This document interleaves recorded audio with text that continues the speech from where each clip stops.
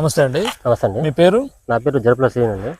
ఇది మాది సాలబంది విలేజ్ అండి, పుణ్యజల్ల మండలం, ఖమ్మం డిస్ట్రిక్ట్ అండి.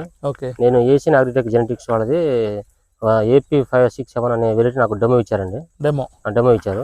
అది 10 కేజీల ప్యాకెట్ నాకు డెమో ఇచ్చారు. అది నేను జూలై 1st వీక్ లో నారు పోసుకున్నాను. ఆగస్ట్ 1st వీక్ లో అంటే వరి నాటేసుకున్నాను. అది ఇవాళకి 130 రోజులు అవుతుందండి.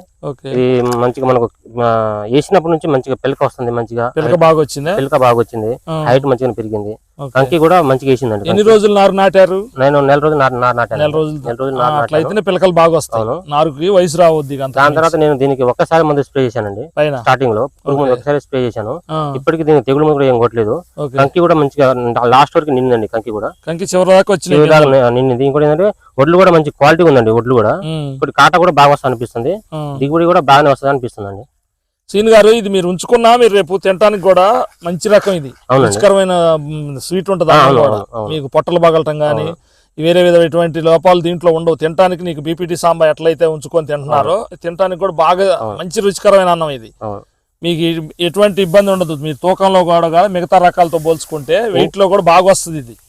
ఇంకోటి బీపీటీ సాంబార్ మేము పక్కన ఒక్క రోజు చేసామండి. వాటి మీద ఇది ఇంకా 10 రోజులు ముందే ఉందండి. క్రాప్ కటింగ్ 10 రోజులు ముందే వచ్చింది. అంటే దీని నర్సరీ తోటే 135 రోజులు దీని వయసు. అవునండి. నర్సరీ తోట నారు మొలిచిన కాడ నుంచి లెక్క 135 రోజులే దీని పంటకాలం. ఇది మనకి మల్టీపర్పస్ అన్నమాట. ఇది వానాకాలం వేసుకోవచ్చు, యాసంగి వేసుకోవచ్చు. నీళ్లు ఉన్నోళ్ళు యాసంగిలో కూడా ఇప్పుడు 4 నెలల పంట కాకుండా కొంచెం 15 రోజులైనా నీళ్లు అదనంగా కట్టుకోగలుగుతారు. ఇంకోటి ఏంటంటే బీపీటీ సాంబార్ ఇది దోమడం బాగా తట్టుకుంటుంది. ఇప్పుడు దీనికి దోమ అనేది స్ప్రే చేయలేదు నేను. ఒకసారి ఫస్ట్ లో పురుగు మందు ఒకటి స్ప్రే చేశాను. దోమలు కూడా బాగా తట్టుకుంది.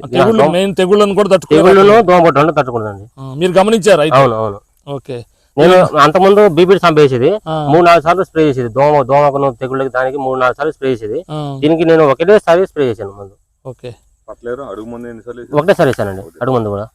ఫస్ట్ DAP వేసాను దమ్ములో, అదే వేసాను. తర్వాత ఇంకేం లేదు. పక్కన బీపీటీ సాంబార్ చూసుకోవచ్చండి మీరు. పక్కన ఉంది.